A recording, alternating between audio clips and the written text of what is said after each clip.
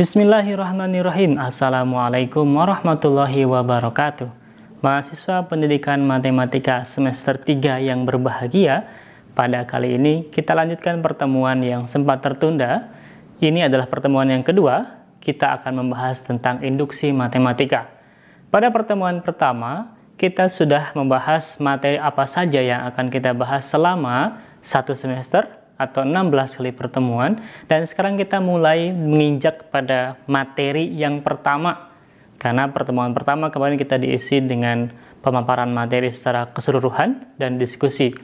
Kita balik kepada apa yang akan kita bahas hari ini, yaitu induksi matematika.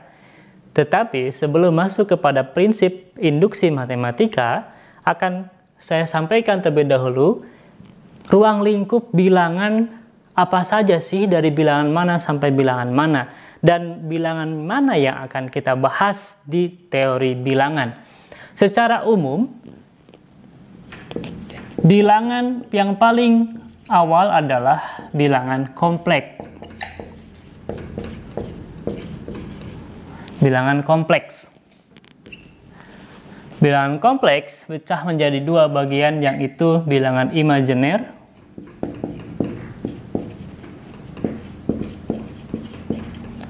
dan bilangan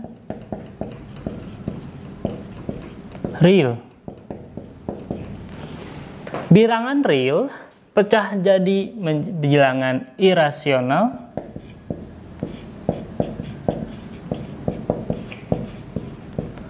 dan bilangan rasional. Bilangan rasional turun menjadi bilangan bulat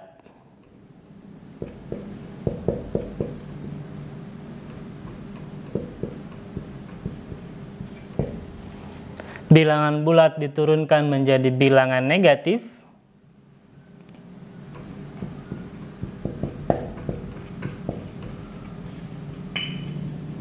dan juga menjadi bilangan cacah. Ya, bilangan cacah. Bilangan cacah turun lagi menjadi bilangan 0 dan bilangan asli. Bilangan asli dibagi lagi menjadi bilangan prima dan bilangan komposit.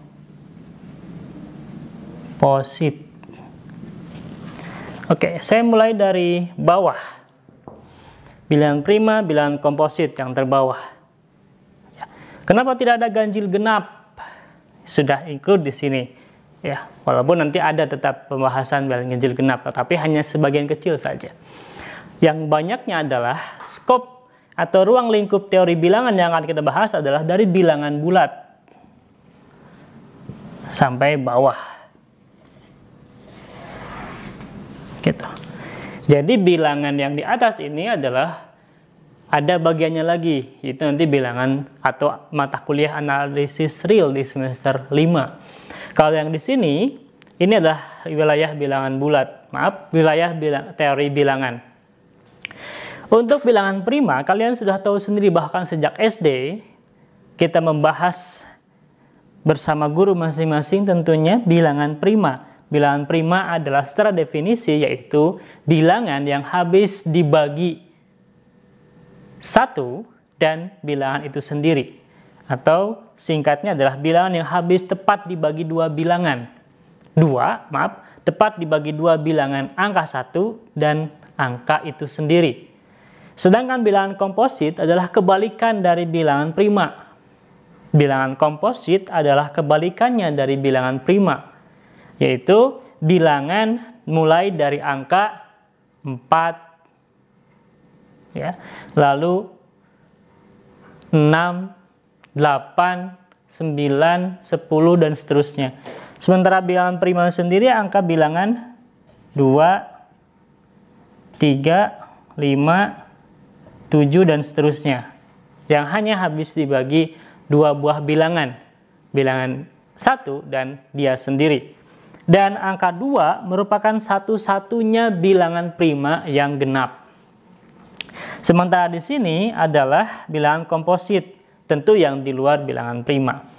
Oke, naik ke atas, naik ke sini bilangan asli. Bilangan asli dilambangkan dengan huruf N atau natural number.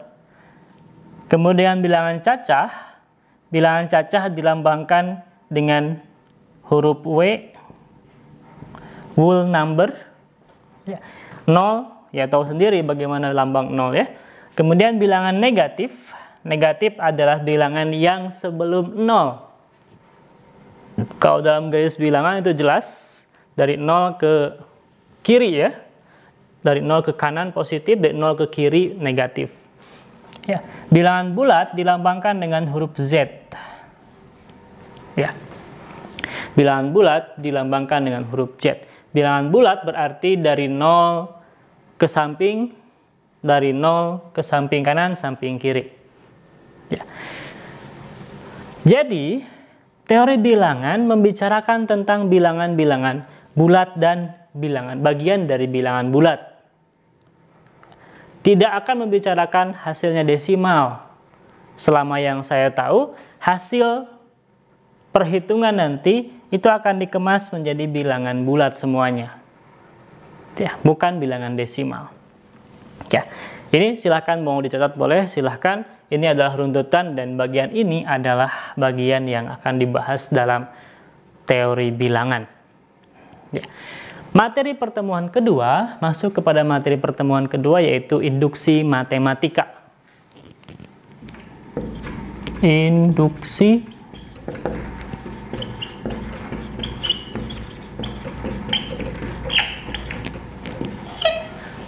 matematika.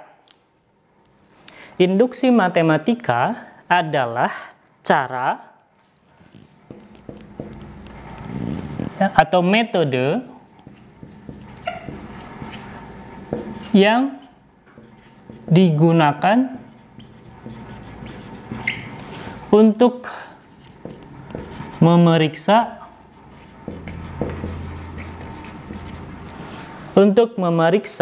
atau memvalidasi pernyataan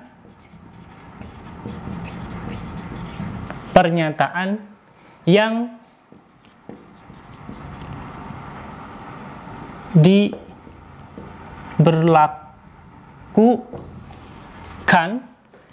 diberlakukan terhadap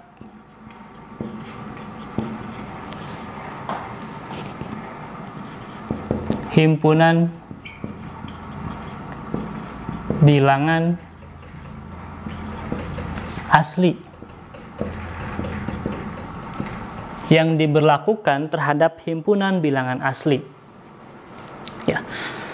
Atau bilangan asli sendiri ada yang menyebut dengan bilangan bulat positif. Ya.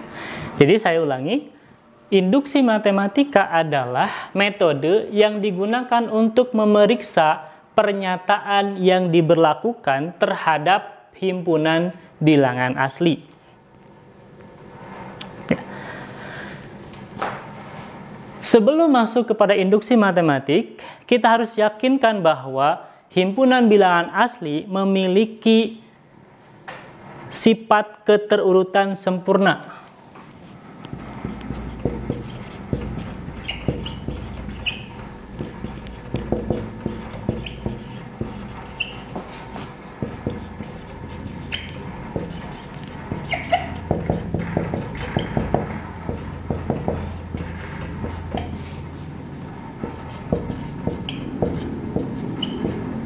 Keterurutan sempurna.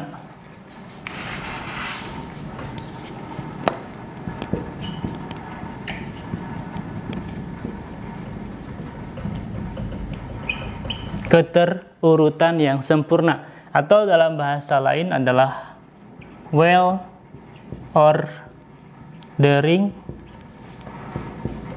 property, disingkat WOP.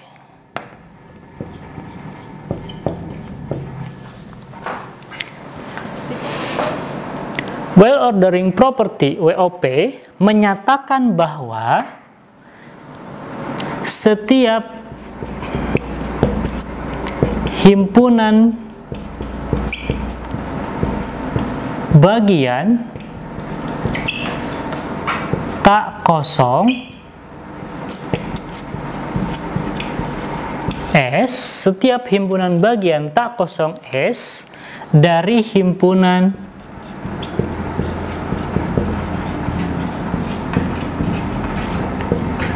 bilangan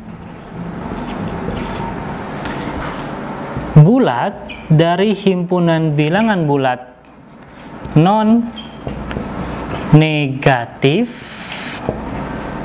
dari himpunan bilangan bulat non negatif memiliki anggota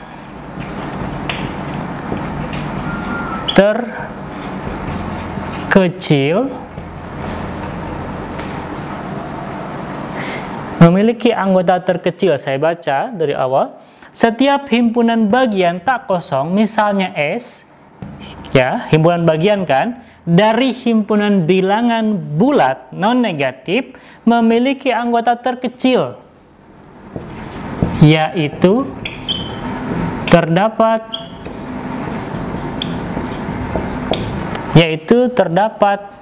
A elemen S, ya, yaitu A elemen S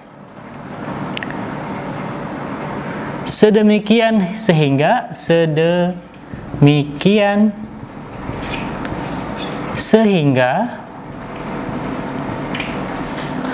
A kurang dari sama dengan B untuk setiap B elemen S.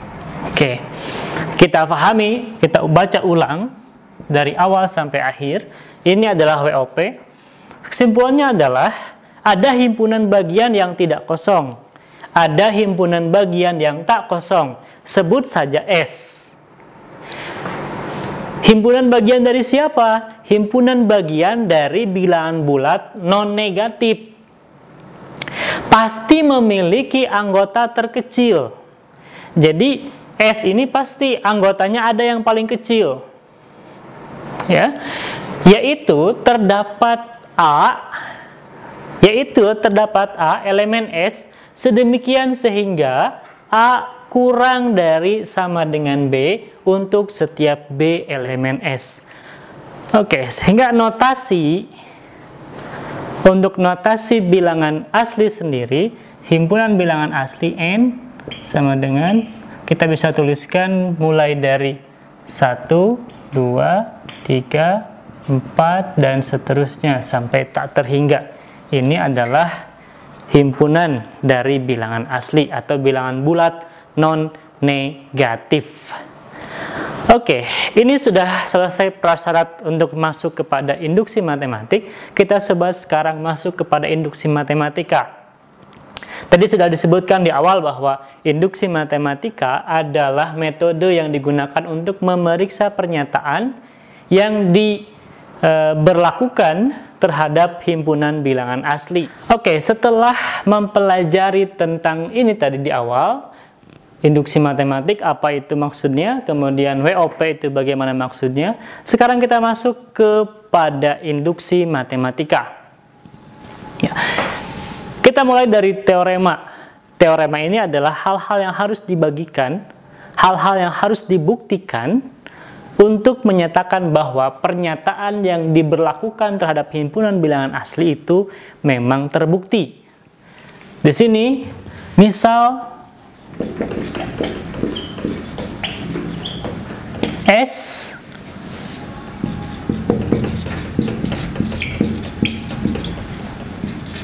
yang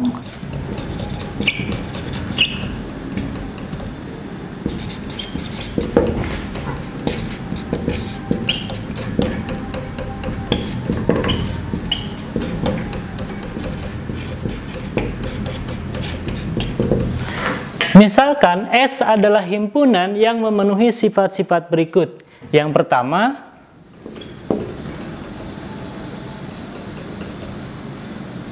satu merupakan himpunan S. Satu merupakan himpunan S. Ya.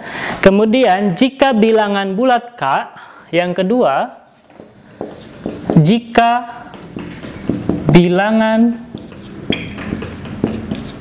bulat K, ada bilangan bulat K adalah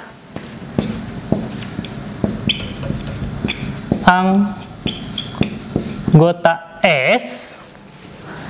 Jika bilangan bulat K adalah anggota S, maka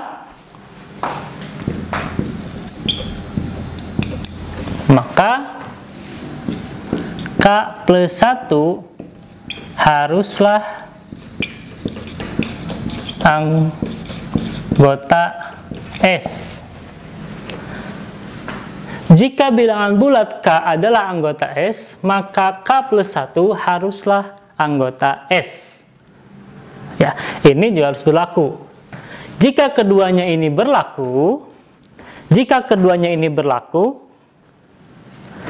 maka akibatnya S adalah himpunan, semua bilangan bulat positif. Ya. Jika dua buah sifat ini berlaku pada S, maka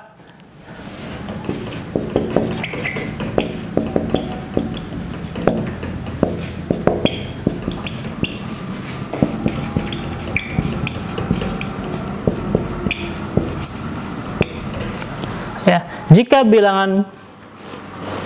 dua buah sifat ini berlaku pada S, maka S adalah semua bilangan bulat positif.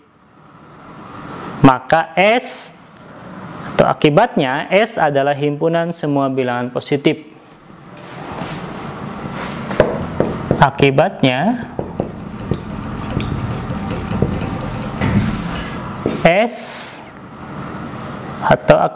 semua S adalah himpunan bilangan bulat positif. Oke. Ini adalah teorema induksi matematika. Bagaimana penjelasan contoh soalnya? Nanti kita akan sampaikan di bagian kedua. Nah, referensi lain menyatakan ada 3 yang harus dipenuhi. Dan sebenarnya sama saja. Hanya yang kedua itu dipecah. Saya tulis ulang yang 3 bagian. Misalnya di sini. Jadi langkah-langkah induksi matematik saya buat simple. Pembuktian. Langkah pembuktian induksi matematik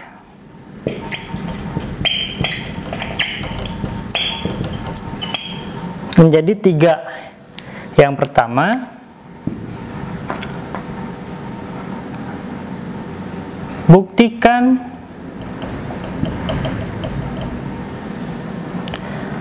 benar